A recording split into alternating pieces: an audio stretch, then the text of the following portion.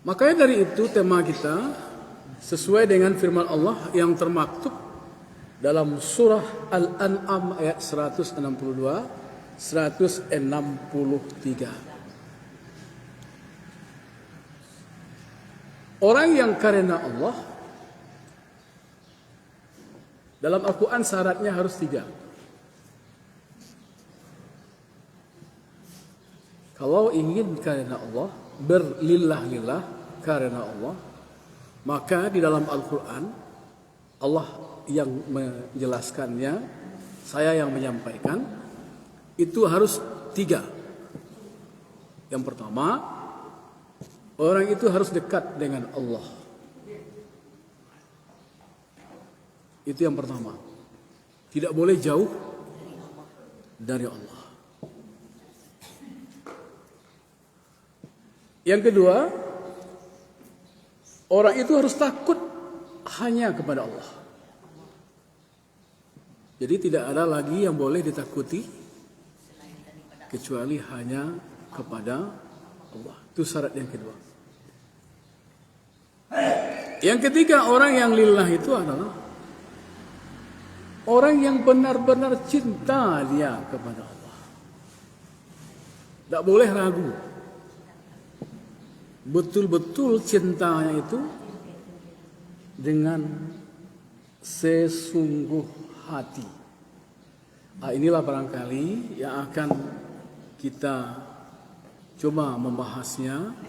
Mudah-mudahan ada manfaatnya untuk saya sendiri dan juga untuk kita yang hadir pada kesempatan pagi yang cerah ini. Kenapa dibilang kita harus dekat dengan Allah?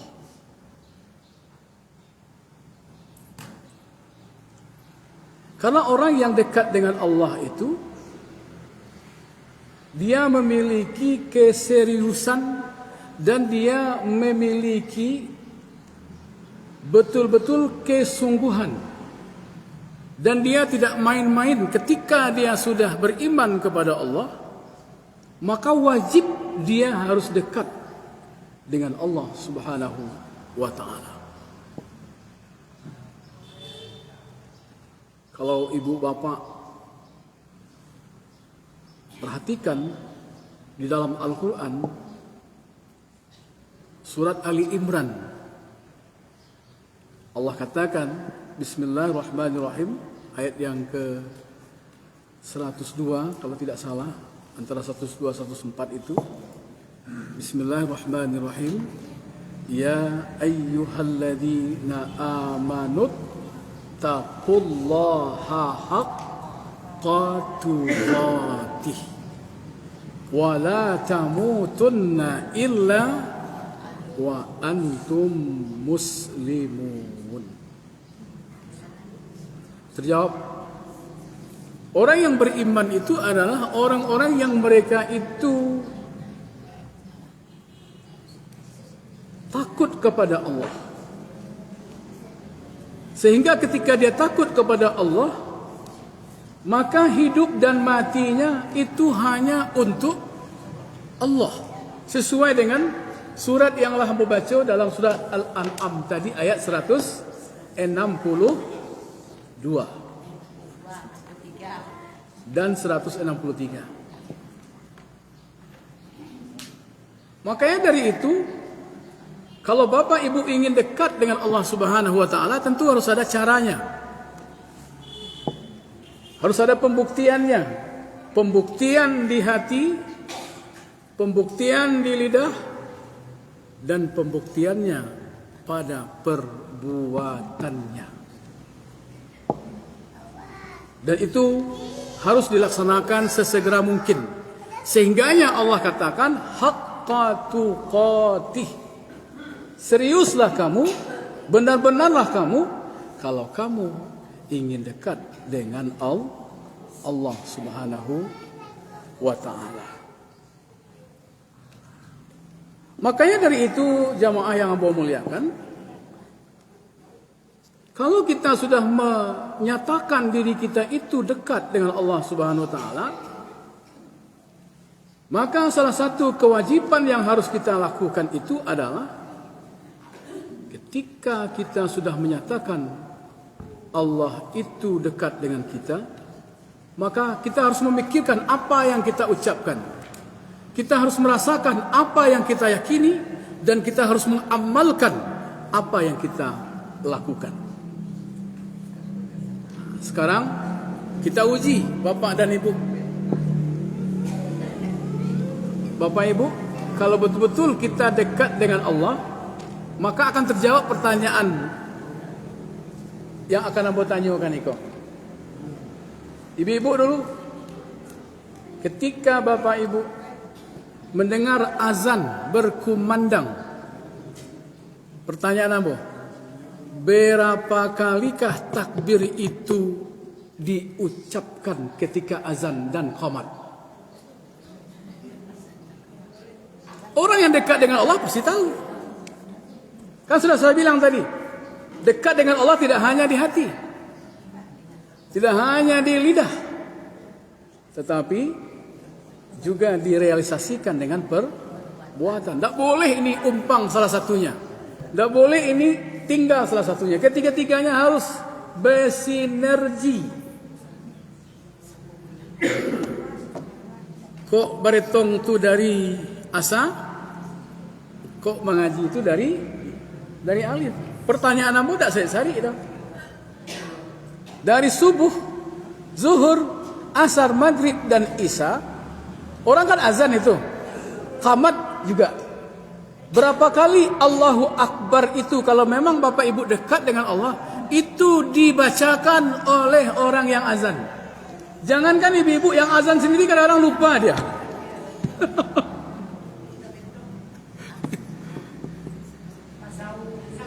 Apa Bu? Oh iya, coba lah apa akan pikirkan. Apa Bu? Iko mik luang. Iya. Iya.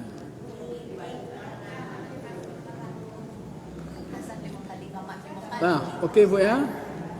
Kalau mau pakai mic dalam storing tadi. Suara mau stereo. Jadi kalau stereo sarot kan mic tadi itu pecah di dalam tak terdengar. Maka mic mau jauhkan. Oke, lanjutkan. Kita buka saja. Orang yang dekat dengan Allah itu otomatis tentu dia tahu apa yang ia ucapkan. Dia ingat apa yang ia lakukan.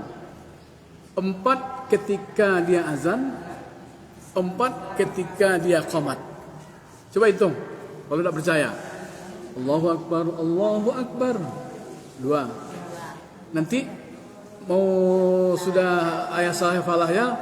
Allahu Akbar, Allahu Akbar, la ilaha illallah. 2, berarti 4. Berarti 4 azan, 4 qamat. Nah, 4 dikali 5. Berarti kan sudah 20 itu? 20.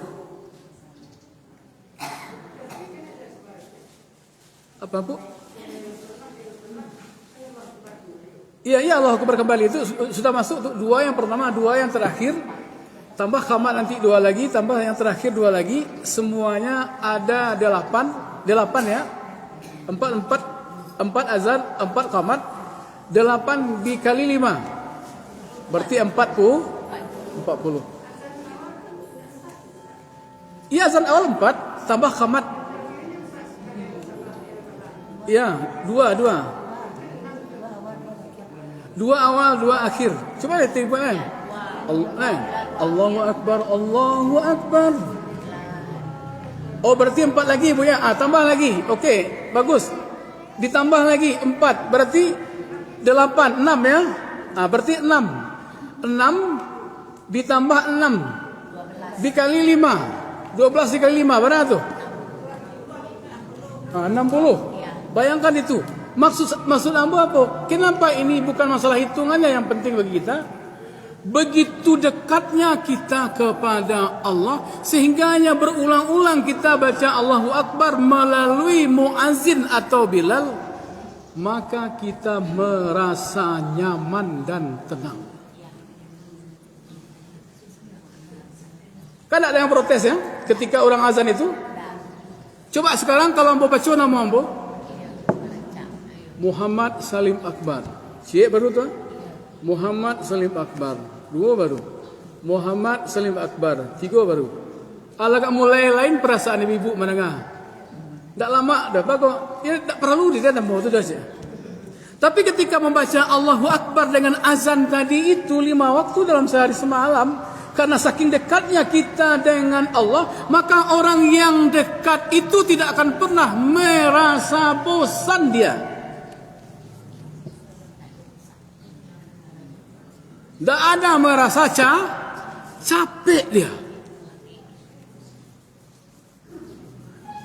Sekarang kita masuk yang kedua. Solat.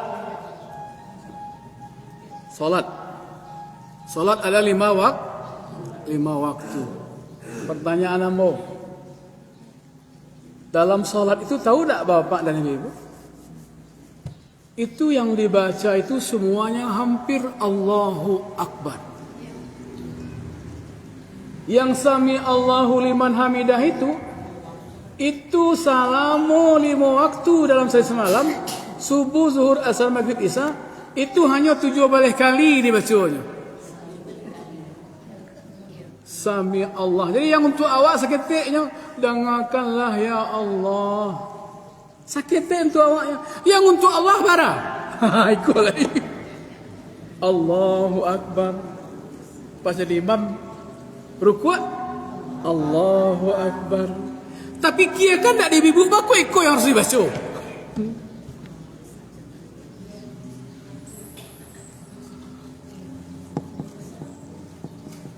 Untuk apa difikirkan? Kalau kita sudah dekat dengan Allah, yakinlah orang yang dekat dengan Allah itu merekalah yang akan mendapatkan rahmatnya Allah. Awak kemari tak pencari serugo dong. Awak kemari tidak mencari pahala dong. Awak kemari tidak mencari banyak amalan dong. Tetapi tujuan awak ketika awaklah menyatakan Allahu Akbar, berarti kita sudah dekat dengan Allah. Itu dari subuh sampai isya. Etong bro balik kau salah aku boleh instruksi. Itu 90 kali awak membaca Allahu Akbar dalam solat tu.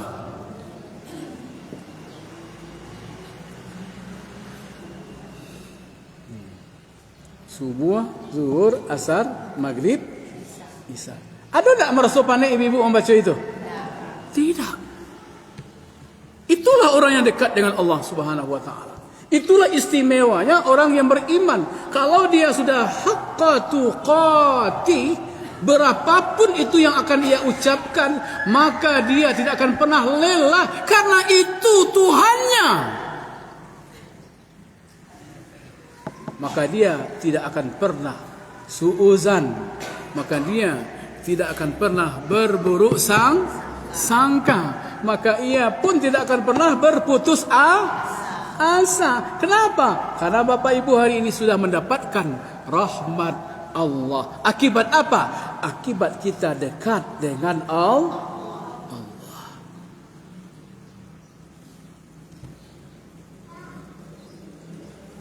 Cubalah bayangkan besok aku kan tanggal 10 besok. Awak kan hari raya. Mulai dari subuh atau maghrib malamnya sampai 3 hari itu dikumandangkan kalimatnya apa? Karena dia bukan aku nak ada yang protes selama kau. Padahal dibaca itu saja. Tapi dah saking dekatnya wak Allah. Sedangkan di kampung saja takana dia awak ini awak dulu. Takana dia awak mama awak dulu yang sudah meninggal. Takana dia awak kemanakan cucu awak. Padahal Allah yang dibaca. Apalagi orang yang dirantau tu bercucuran ayat matanya tu. Allahu Akbar. Allahu Akbar. Allahu Akbar. Itu dunianya ibu. Akhiratnya perlukah kita ke basmu ya Allah? Itu yang harus rasulkan. Jangan dikenal juga cucu sen dulu. Jangan dikenalkan juga nenek umak awak, ini awak yang meninggal dulu. Tapi kenalah diri awak ko. Ya Allah. Qul inna salati wa nusuki wa mahyaya wa mamati lillahi rabbil alamin. Basuh awaknya, ya Allah, pilur dan basuh je engkau ya Allah. Boleh meminta sarabat itu? Boleh. Makanya tagak berambang waktu selama ku awak hanya membaca. Tentu ada keinginan awak. Awak tentu ingin bertemu jo Allah tu. Karena Allah tu adalah dekat dengan kita. Karena Allah tu maha besar. Itu kajian dekat baru.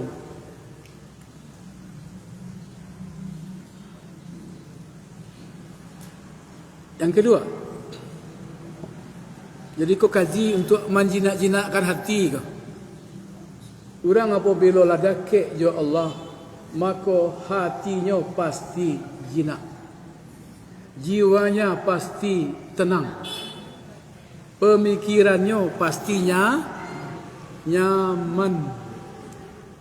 Biarlah makan jo sayur, tambah jo goreng ayam. Tambah tu lama dia. Apalagi ditambah jo goreng ayam. Kalau awaklah memiliki kedekatan jo Allah, saja yang dimakan lalu. Lama saya. Maka penyakit jauh dia awak. Kau maaf saja bapak dan ibu. Hari kini orang dah makan penyakit hanya kena. Nampak aja ibu? Kolesterol. Aja ni makan. Karena pemikiran dan kata-kata itu doa. Alunnya makan lanyo sumpahi samba tu. Kolesterol. Nampak dinyo daging, darah tinggi. Berarti orang itu tidak dekat dengan Allah. Orang yang dekat dengan Allah, dia tidak memikirkan itu. Awakku bapailah, batinggalah, pitaruh indak baturui, pasan indak bunyikan. Kau orang silih pandai awak mengecek seroman itu. Mengapa Allah indak dikaukan? Ku yo ada kek kepada Allah. Kali pangakalah tu.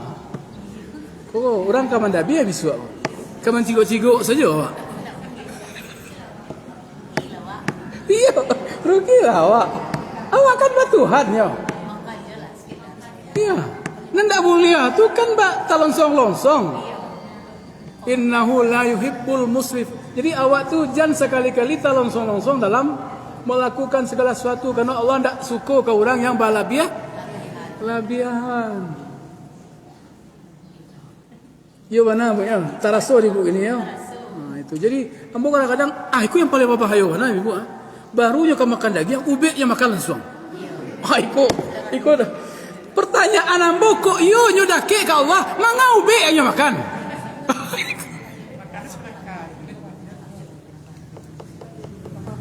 Bu, makna rahmat Allah, rahmat itu apa makna yang dari ibu secara bahasanya? Kasih sayang itu bahasa Indonesianya. Kalau bahasa Arabnya bu saja ti Ar-Rahman, Ar-Rahim. Allah tu maha pengasih, Allah tu maha penyayang. Kalau awak ladaki jonyo, otomatis Allah tahu jo kemauan awak. Allah tahu jo keinginan awak. Allah tidak mungkin maniayo hambanya. Tidak mungkin Allah kamu memudaratkan hambanya. Kenapa? Kecuali hambanya yang menginginkan prasangka yang tidak baik kepada Allah, maka Allah paturikan keinginannya. Jadi kaji awak kini masalah hati, masalah niat gini. Maka kaji tadi judulnya Lillahi Rabbil Alamin. Orang kalaulah lillahnya, barasiah hatinya, barasiah pemikirannya, barasiah mulutnya. Kini bertanya bapak dan ibu apa-apa lain. Apa-apa punya HP. Dengan izin Allah satu kali rusak HP itu. Tapi yang nak meniatkan HP apa rusak dah ya. Satu kali rusak HP itu. Okey. Ketika HP itu rusak, lalu bapa bawa ke tampai orang memelokkan HP. Ke tukang servis nama ono. Mak kau tolong HP yang tak bisa sidik di kau ha. Tak ada keluar. Tolong servis. Tolong pelokkan. Lalu kecek orang tadi, bisa dipelokkan Pak? Mungkin menunggu apa selama seminggu. Oh lama mek seminggu bu? Mungkin apa menunggu selama 3 hari. Kira-kira ibu kalau dikecekkan dek orang servis HP itu menunggu selama 3 hari. Lihat mau ibu magi HP ibu ke orang sekang servis tu. Amuah. Asal HP kaya. Bapak ibu, jo tukang HP saja bisa bapak ibu dakik.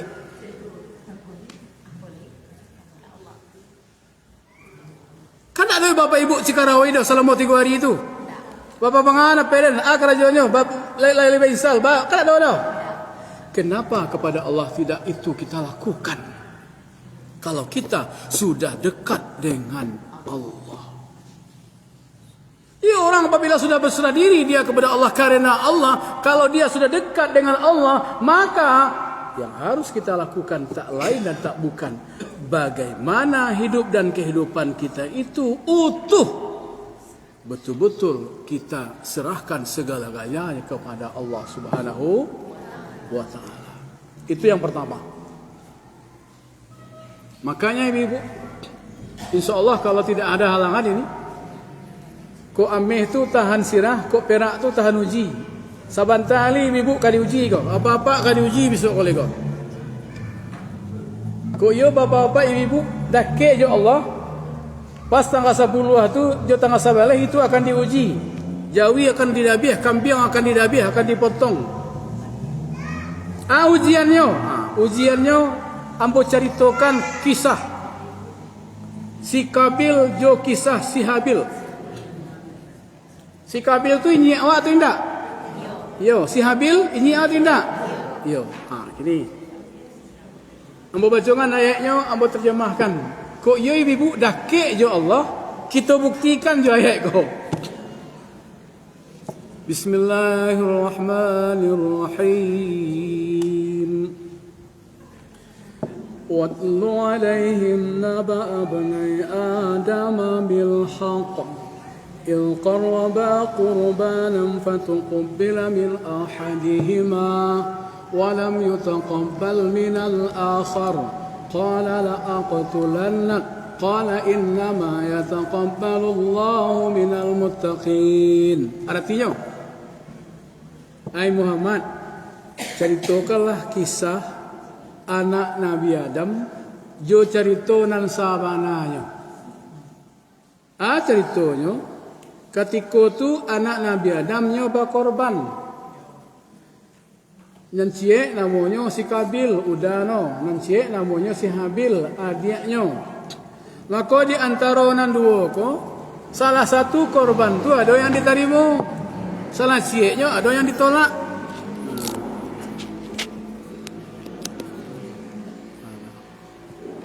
Jadi ada yang diterima, ada yang ditolak. Korban yang ditolak adalah korbannya si Qabil. Korban yang diterima korban si Habil.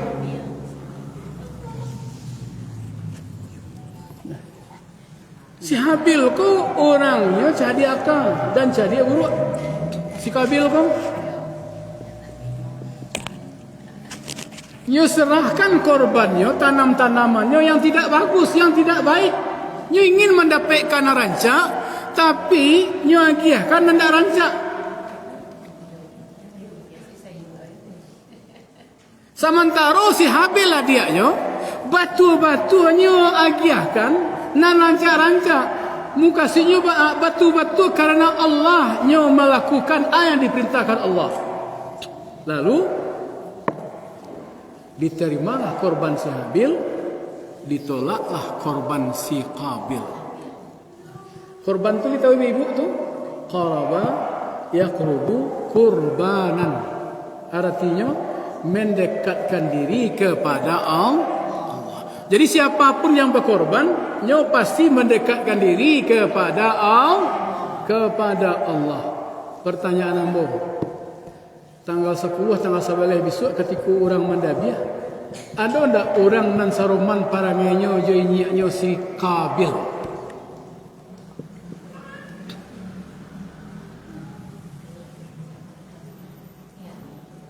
Karena si Kabil ku kan tak jujur dah. Karena kan tidak ikhlas dah. Karenanya kan tak karena Allah dah.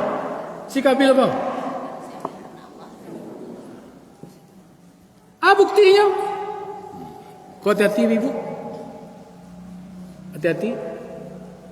Ustaz, kalau di kampung ambo, tuanku, tu. Apa? Tak nyaman mau pakai mic ke story.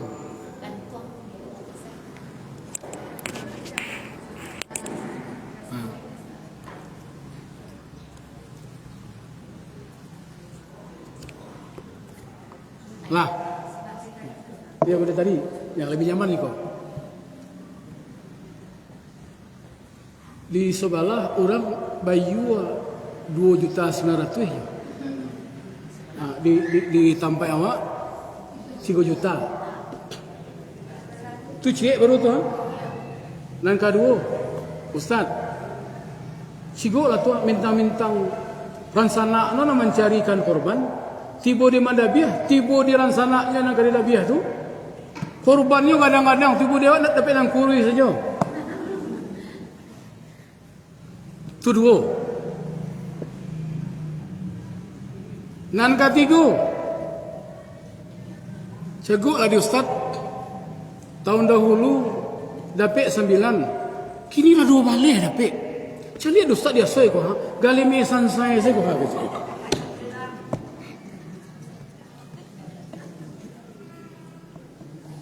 Bu, kalau kita dekat dengan Allah, maka yang harus kita lakukan bukan dilihat dari besar kecilnya korban, bukan dilihat dari jumlah yang kita terima, bukan dilihat dari banyak uang dan sedikitnya ketika kita menyetorkan.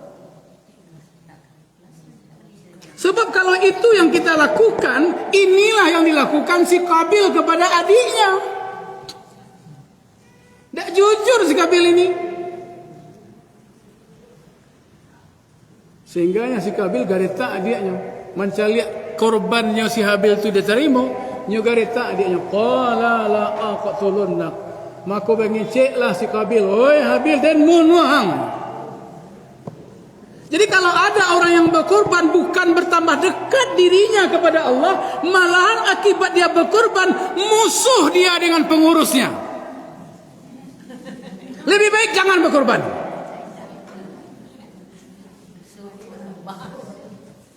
Ribah entah kemana-mana, fitnah entah kemana-mana.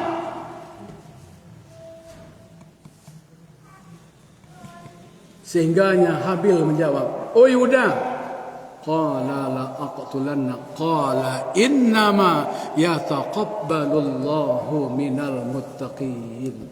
Oh Yuda, sesungguhnya korban yang diterima tu bukan dikarenakan bentuk dari jawinya, dari pitinya, dari jumlahnya, tetapi korban yang diterima tu seberapa dekatkah kamu kepada Allah. Jadi orang yang dekat kepada Allah lah yang dia akan diterima korbannya, yang dia akan dapat dekat dengan Allah dengan sebaik-baiknya. Jadi kalau bapak ibu kalau masih ada juga seru maniko lebih rancak amu ajarkan mana madeko. Bawa pitih pailah nak kau ada. Kalau kau tu dah kek tu tapi apa korban ya? Bawa pitih tu pailah ka malak tu mencari jawi tu tu lewat lah ibu di pematang tu. Dapat jawi tu bawa lah pulang.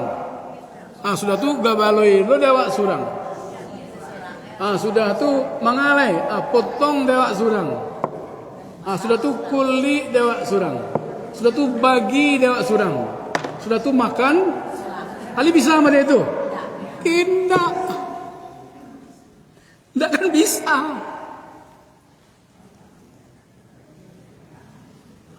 Makanya pada kesempatan yang berbahagia hari ini, marilah kita bersama-sama sebagaimana Allah katakan dalam surat Al-Kautsar. Itu jelas itu maknanya. Inna a'tayna kal kautsar fasalli li rabbika wanhar inna syani'aka huwal abtar. Salatlah kamu karena, berkorbanlah kamu karena orang yang salat dan berkorban karena Allah itulah orang-orang yang mereka dekat dengan Allah.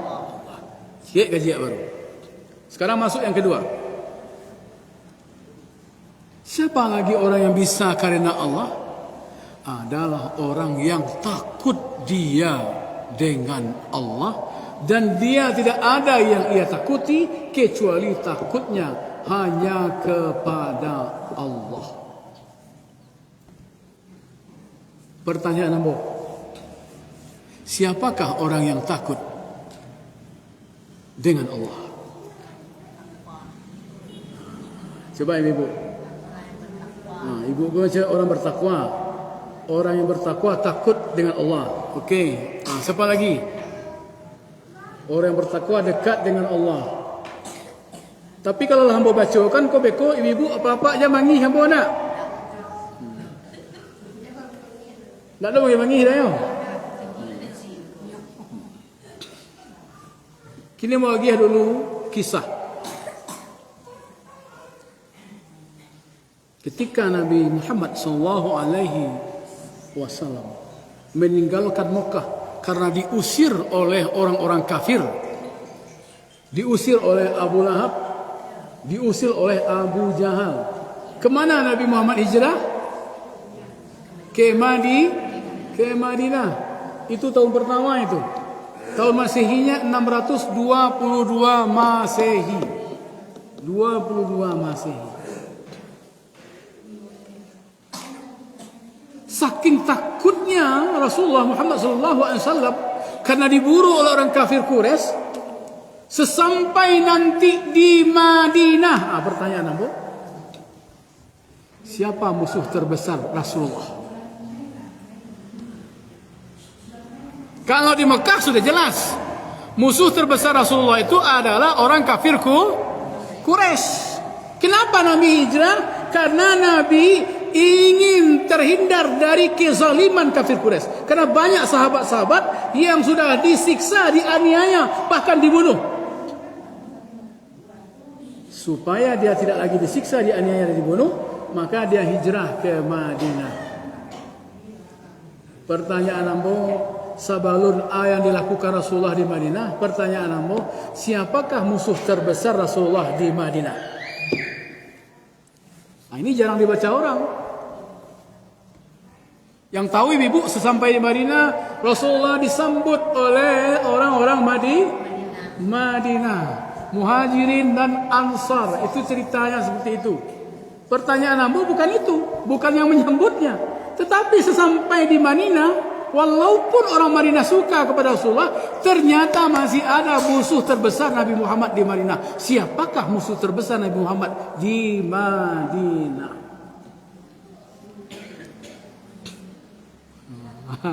Itu ibu. Jadi awak kalau cinta kepada Rasulullah, sejarahnya harus tahu. Orang yang cinta kepada Rasulullah, maka dia harus tahu apa perjuangan Rasulullah. Coba bayangkan ibu, dari Mekah ke Madinah itu lebih kurang 500 km perjalanan, lebih kurang. Ada yang mengatakan 450,4 km. Pokoknya lebih kurang. Itu jauh itu ibu. Kalau ibu pergi sekarang dari Mekah ke Madinah memang dekat. 7 jam naik mobil. Itu sekarang. Kalau di masa Rasulullah tidak bisa 7 jam. Kini ibu caliak kampung ko. Li nampak gunung Sigalang di situ. Lai. Sajak ibu lai sampai kini pindah. Ada tak gunung Sigalang tu pindah? Nah, itu pertama. Di belakang ibu-ibu ada gunung Merapi. Sajak awak lai sampai kini pernah tak gunung Merapi itu pindah? Pindah. Kalau dari Makkah ke Madinah, itu bukit-bukit pasir tu tiuk Sabanta pindah ibu. Begitu beratnya perjuangan Rasulullah meninggalkan Makkah menuju Madinah. Kenapa? Bukit-bukit padang pasir itu kadang kala hari ini dilihat di situ, dicaliak 2 hari 3 hari ini pindah lo ke tempat lain. Sehingga jalan tu lah buntu lo lihat. Begitu beratnya perjuangan Rasulullah. Di samping angin kencang, itulah yang dirasakan oleh Nabi Muhammad. Selama di perjalanan, tahu tak bapak dan ibu perjuangannya? Nabi Muhammad disiapkan harus dibunuh, sehingga dibuat serembara di Mekah. Jadi tak senang bagai hati orang kafir Quraisy ketika Nabi hijrah ke Madinah. Siapa bisa membunuh si Muhammad itu? Satu, dia agih kekayaan, bara pun dia agih diminta, dia agih. 2, sepangkai nang ketujuh asal si Muhammad tu bisa dibunuh, maka dia agihkan pangkai setinggi dia. 3, bara pun wanita yang cantik di Mekah ko, ambillah nama nang ketujuhnya, pilihlah. Tadangalah di Surakah. Itu ibu-ibu Surakah. Tiba di Parabe tak Surakah namanya itu. Sarakah namanya lah.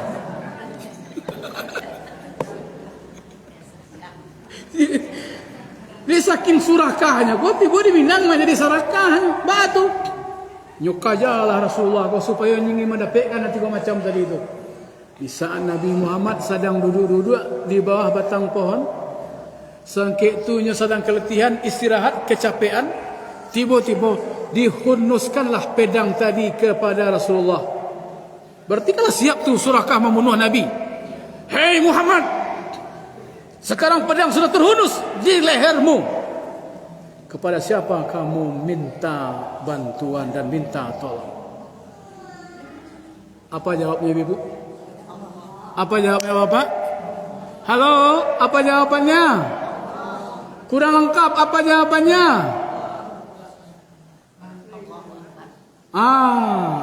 Ketika pedang itu dihunuskan, maka ketika itu Rasulullah menjawab dengan spontannya, Allahu Akbar.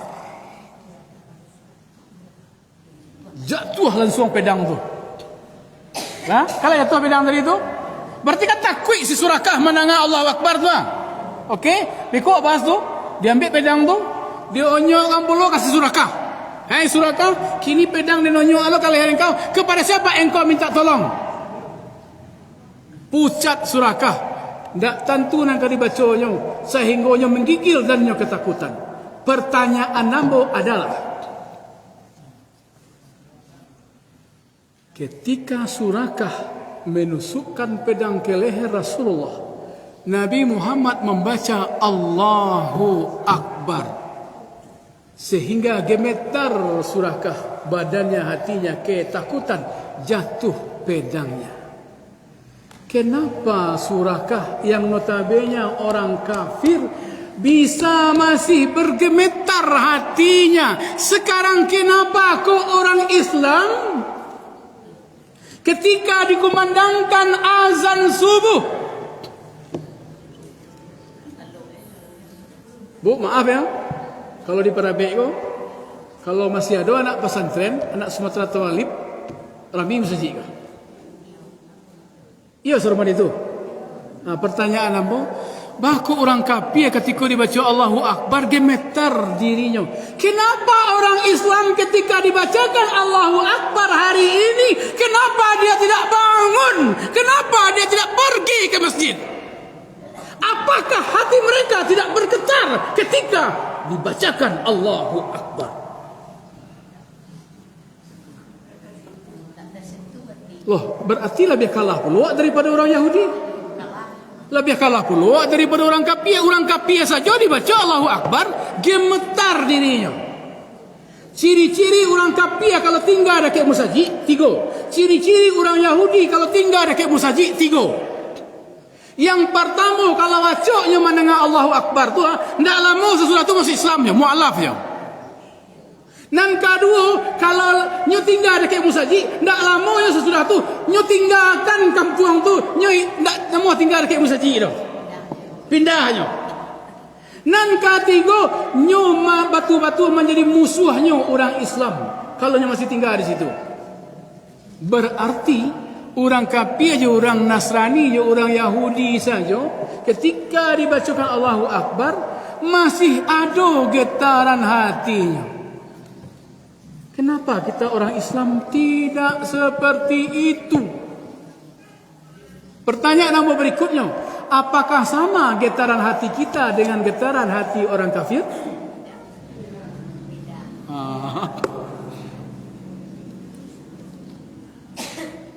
Bu, kalau getaran hati orang kafir, dia bergetar mendengar Allahu Akbar, itu takutnya bukan karena Allah, takutnya bukan kepada Allah, tetapi dia takut mati.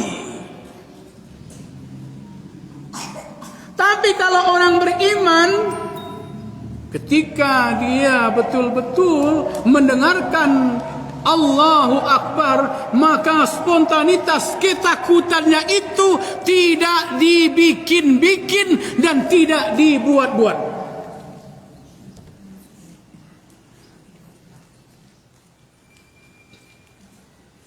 Lihat karena Bu, kajian kita kira-kira 6 bulan yang lalu. Ya, lebih kurang tak salah 6 bulan yang lalu. Kalau tak salah hamba mengaji pas anak pesantren libur pulau. Hamba ulang balik Bu ya. Ikut untuk mengenalkan kau supaya kaji kau kelap. Jadi hamba khawatir umat Islam hari ini baku nak bergetar hatinya. Pertanyaan hamba itu ketika itu ibu, bisa ndak orang lalok tu jago? Orang lalok salamu, berarti itu tersinta, itu batas cintanya yang bertanya kan. Orang lalok bisa ndak jago? Salamunya lalok dia ndak bisa jago tu. Kecuali dia tersinta, ndak ada pakai kecuali yang bosah berikan kan orang lalok. Orang lalok ndak bisa jago tu. Kecuali tasinta, okey. Ibu tu kari suaranya, orang lalok malah bisa jago. Kini yang bertanya orang yang kedua, orang lalok tu bisa ndaknya mencaliak? Bisa ndaknya mendengar? Dia nambung saya lalok kan? Jadi kalau nyo bisa ndak bisa mencaliak, ndak bisa mendengar, berarti selama orang tu lalok ndak akan pernah bisa jago. Cik tu. Pertanyaan nombor kedua. Kok yo takut ke Allah Pak? Orang nan jago bisa tak mencaliak? Orang jago bisa tak mendengar Pak? Bisa. Orang jago Pak? Model awak ketika kan jago Pak? Matua. Bisa mencaliak, bisa mendengar, bisa pula mengecek, bisa pula bajalan. Kita uji orang yang lalok dulu. Baru kita uji orang nan jago. Kok iya orang kau takut ke Allah Pak? Jadi siapa saja yang takut kepada Allah, maka inilah orang yang disayang Allah dan inilah orang yang akan mendapatkan rahmat Allah. Wa uji jualan subuh orang yang lalok. Orang yang lalok awak uji jo azan subuh. Kalau orang jago, awak uji jo azan zuhur. Kok azan subuh dulu? Untuk orang lalok. As-salatu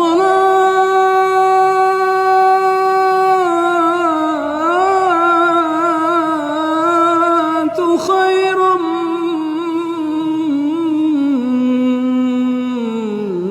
minan naum. Seharusnya kan jago tu. Bagus jago, telinga saya tidak pernah dengar tadi dah. Mata sepi tak bisa menceliuk lah. Jadi salam orang tu lalu tak akan pernah bisanya menangazan tu dah. Wajar saja di Masuro, di Mamusaji, di Mamusala itu nak bara jamaah yang datang ke subuh dah.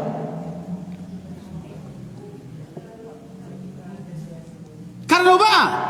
Karena nyo ndak takut kepada Allah. Itu azan subuh. Kini azan dua. Sebentar lagi kau kan ada azan subuhnya kok. Boleh dibuktikan. Jangan kamai-kamai ibu tunggu di siko beko. Ambo be azan zuhur. Allahu akbar, Allahu akbar. Oi, siap pula azan kok. Kari azan macamnya. Tapi lain tibonya kamu saji. Tapi kecil ibunya bisa kan celia. Bisa mendengar. Bisa berjalan. Bisa lah mengecek. Bagus tak tibonya. Ambo kan tak menanya nanti tau. Ambo kan mengecekkan berarti orang pun tak takut kepada Allah. Kalau ada orang tak takut kepada Allah, sia Tuhannya. Itu yang pertanyaan. Kalau orang takut kepada Allah, pastinya kamu saji. Berarti Tuhannya Allahu Akbar. Kalau rasa bayang ibu tu sia yang takut kepada Allah, dia yang tak takut kepada Allah. Boleh baca ayatnya bu ya?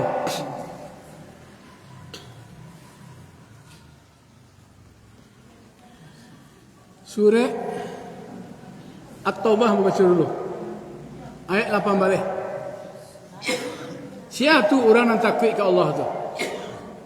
Surah At-Taubah ayat 8 balik.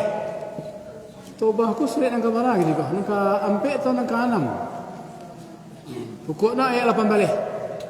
Biasanya tiap-tiap masjid ada kaligrafinya dibuatkan kadang-kadang. Di situ ada tu. Nampak sekali tu. Yang membaca ada situ sekali.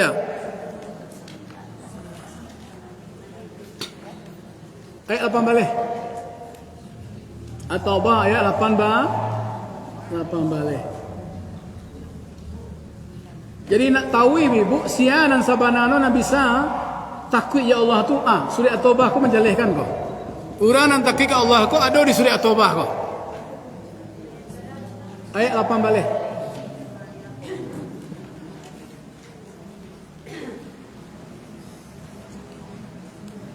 Cuba supaya jangan dikecekkan lembu beko madu-adu. Tolong ibu baca. Dia ibu lah mengaji tadi tolong ibu baca ya.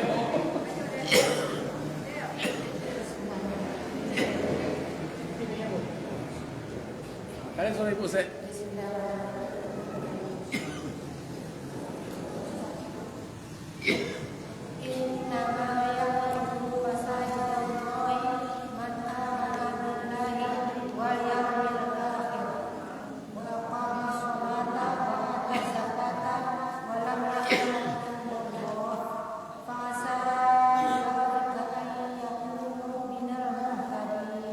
Sadaqallahul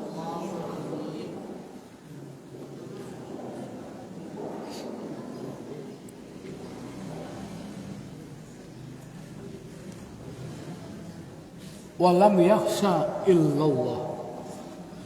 Tidak ada yang ia takuti kecuali takutnya hanya kepada Allah. Siapa tu Nabi SAW itu yang dibaca ibu tadi.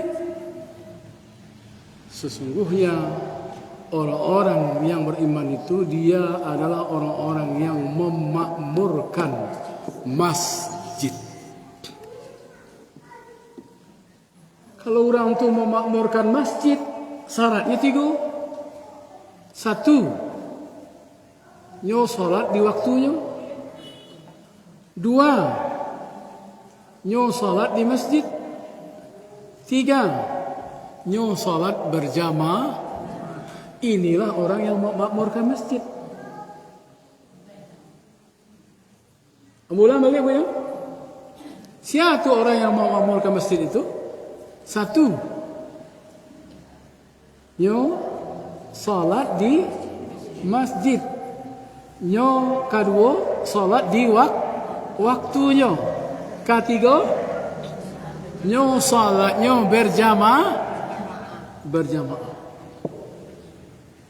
Jadi orang apabila lah takut kepada Allah dan tiga ko pastinya kalau jawaban ko. Suka tidak suka, mau tidak mau, iko pastinya lakukan. Itu yang pertama baru.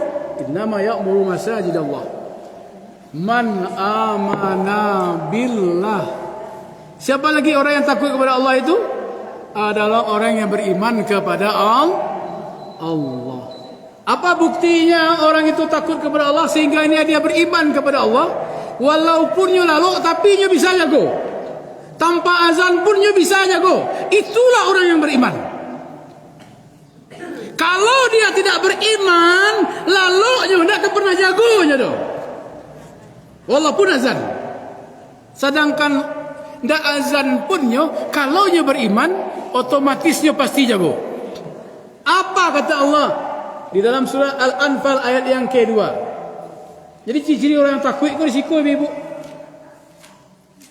Bismillahirrahmanirrahim.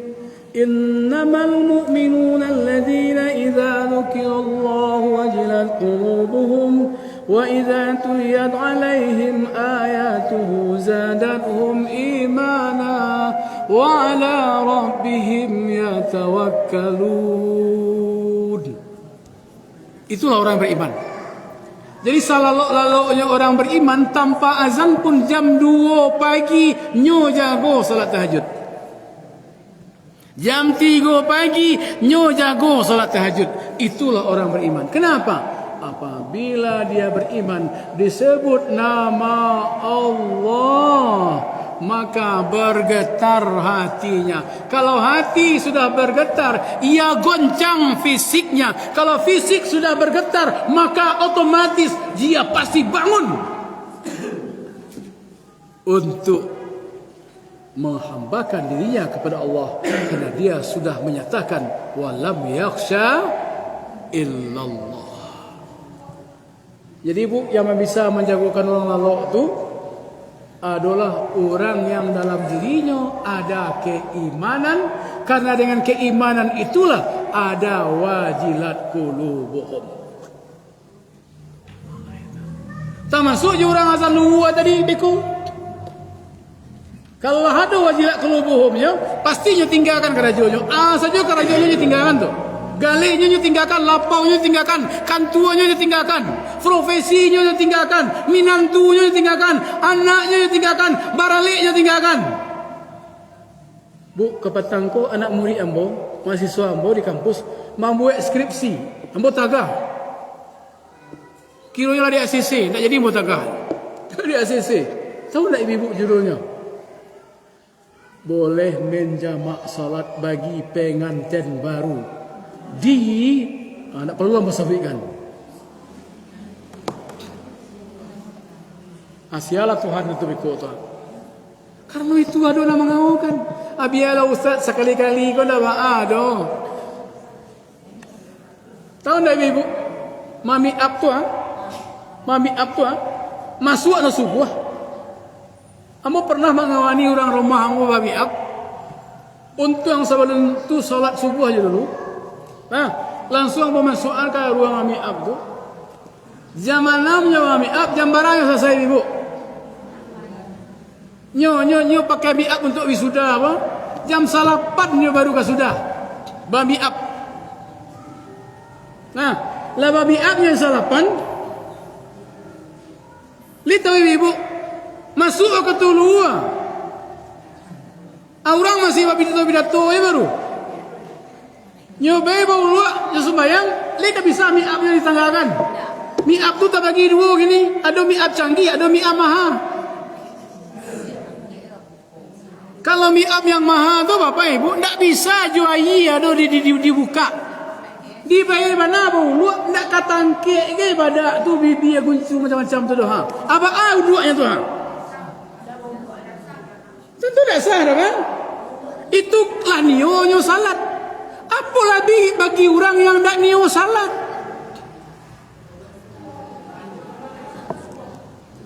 Sehingga keluarlah fatwa dari ibu nanti baralik tu. Asa kali-kali kau dah ada di jamak salat kau sih. Jadi jamak salat untuk anak daro yang merak pulai. Luar je asa. Yang kena indak sih kata jo yo. Tak bisa ibu, tak boleh. Tak ada rukhsah di situ dah. Tak ada darurat di situ dah. Nabi kan menyuruh walimah tu kan sunatnya. Kalau sunat kan tak perlu kena PCB benar dah. Saya suruh bapak ibu kau tak percaya, ibu-ibu kok rancaknya alami kau pak. Makanya sampai kini orang rumah tak ketuju dia bawa tak badak dah. Saya suruh tu ibu tu saking payahnya ingin membantu apa-apa nyo pai kalakang nyo suruh asa tangannya babare.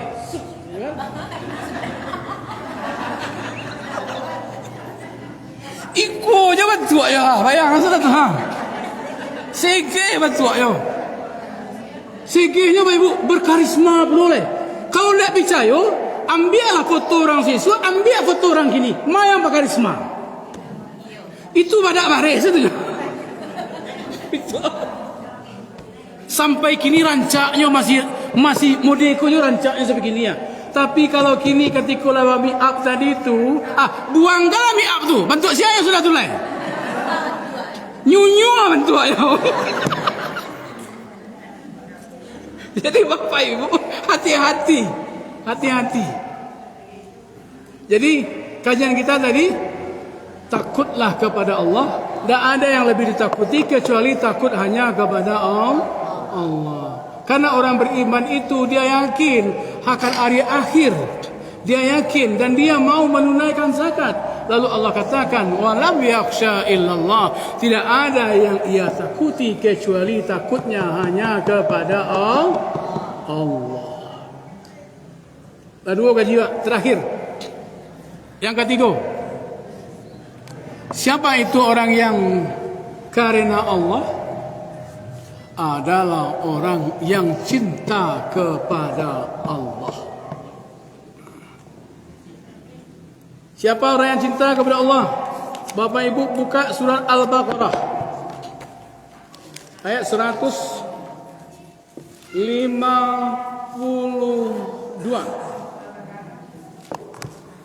Ayat 152. Al-Baqarah. Ayat 152. Jadi 152. Al-Baqarah 152. Jadi syarat yang ketiga itu cinta kepada Allah. Siapa yang cinta kepada Allah itu? Kata berjawab, gayung bersambut. Bismillahirrahmanirrahim. Fa'kuruni azkurkum washkuru li wa la takfurun.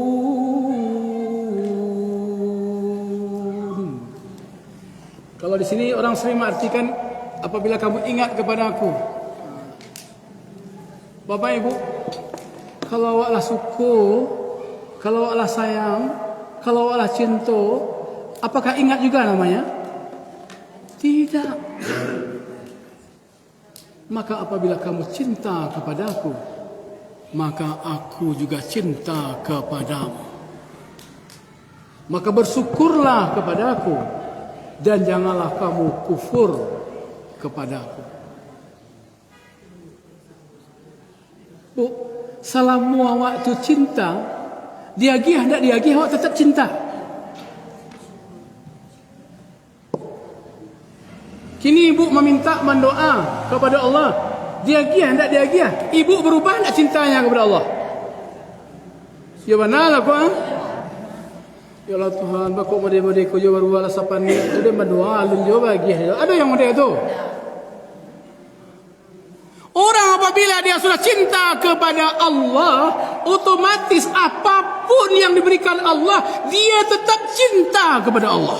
Karena inilah orang yang karena Allah itu.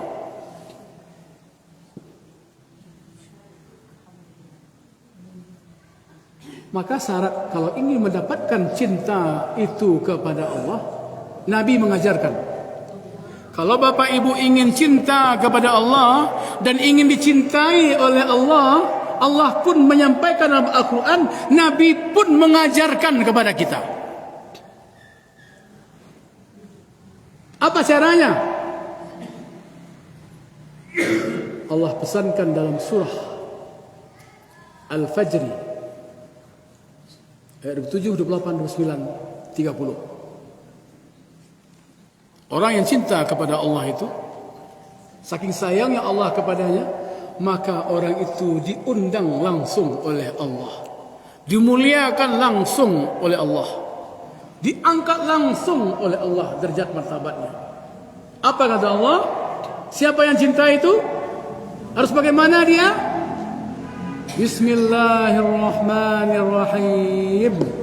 Ya ayyatuhan nafsul mutmainnah, irji'i ila rabbiki radiyatan mardiyah, fadkhuli fi ibadi wadkhuli jannati. Barakallahu sayangnya Allah kau orang yang cinta kepada Allah. Siapa saja yang cinta kepada Allah, maka pasti dia reda kepada Allah. Kalau dia sudah reda kepada Allah, otomatis Allah lebih reda kepadanya. Bu, ibu reda tak jawab Pak Paja? Sareda-reda ibu kah Pak Paja menerima kelebihan atau menerima kekurangan namanya? Tak jawab saja yang bertanya. Yang awak terima dari Pak Paja tu kelebihannya, mana banyak kelebihannya daripada kekurangannya? Sama saja awak yang mencuba. Alah, ya berarti ambo lah mencuba pula. Alah, sama saja. Ambo kasih ambo. Kalau awak reda aja manusia masih ada kelebihan dan masih ada kekurangan. Sehingga di Minangkabau disabui. Dape nandi hati. Terjawab. Itu ibu, tak bisa bohong yang bodoh. Cuma mengecekan tentu terang Pak Paja beko. Dia bapak tu terang ibu Paja beko, tak mungkin doh. Dape nandi hati. Alun tentu makan hati. Dape makan hati, Pak. Tapi indah nandi hati. Baal cara mencairkannya adalah ridha. Mohonlah ridha kepada Allah. Manusia ada kelebihan, ada kekurangan, tapi Allah itu maha segala-galanya. Tidak ada kekurangan baginya. Kenapa kita sampai hari ini tidak juga reda kepada Allah? Kenapa sampai hari ini kita tidak cinta dengan sesungguhnya kepada Allah? Jadi orang apabila dia sudah cinta kepada Allah, dia tidak berani maupek, dia tidak berani buruak sangko, dan dia tidak berani su'uzan. Jadi kalau ada je orang yang cinta ke Allah, masih maupek je baru, masih buruk sangko je baru, maka berarti dia tidak cinta kepada Allah. Boleh hamba uji bu, Pak? Boleh hamba uji tanda orang tu cinta tak cinta kepada Allah? Ibu, ini kau kalah lama gaya-gaya macam ni kau ha. Tiba-tiba ni kan panas ni kau ha. Sudah tu hujan jadi kau. Kau ke pulang ni kau, hujan dari kau. Kira-kira ayah ke ibu ketika hari hujan tu.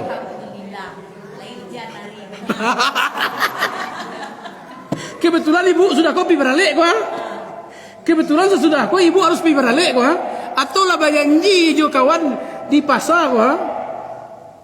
Kiranya hari hujan, oto jo nda talek tiba hari hujan. Kalau orang itu cinta kepada Allah, hujan itu rahmat atau tidak? Panas itu rahmat atau tidak? Kalau rahmat maka sesuai kata ibu tadi baca alhamdulillah. Tapi yang terang-terang boleh itu ada bu. Onde ni macam ya. Sudahlah onde itu acanya. Hah, lah hujan lari. Hah, lah panas lari. Hati-hati ibu. Orang yang cinta tidak pernah dia menyebut kekurangan, tidak pernah dia merasa lelah, tidak pernah dia merasa capek, tidak pernah dia merasa letih, dan tidak pernah dia merasa iba hati. Karena orang cinta itu dia sudah pautkan hatinya tinggi-tinggi kepada Allah Subhanahu wa ta'ala. Pertanyaan nombor berikut terakhir. Bagaimana kita supaya cinta kita itu kita gantungkan tinggi-tinggi kepada Allah?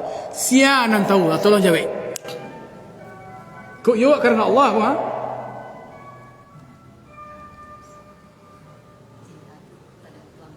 Ba'a caranya supaya cinta awak tak gantung kepada Allah. Sehingga keluar beku ndak mau pe aduh. Iwanarillah barilarillah badani yani awak. You bana bapailah batinggalah awak. Sehingga ayang awak lakukan itu rahmat Allah yang ada lagi Allah untuk awak. Ba'a cara untuk mendapatkan itu tu. Sebagai penutup kaji awak kau. Kecil ibu tu bersyukur. Ibu kau? Ikhlas. Ikhlas. Apa-apa? Masya Allah. Terkaju ya Pak kau? Masya Allah. Siapa? Ikhlas, syukur, Masya Allah. Siapa? Itu uni. Alhamdulillah. Alai.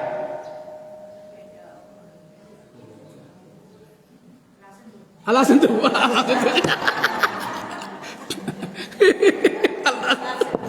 Aduh.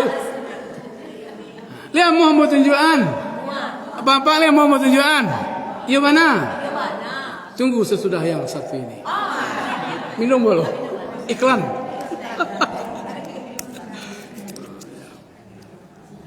Kau gara-gara mengicik surang, awi-awi yang boleh be. Lagi kita semua.